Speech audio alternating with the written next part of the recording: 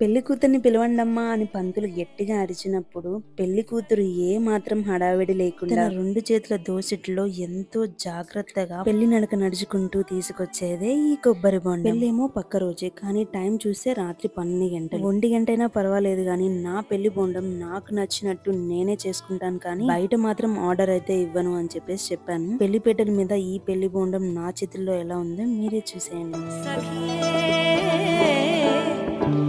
सखी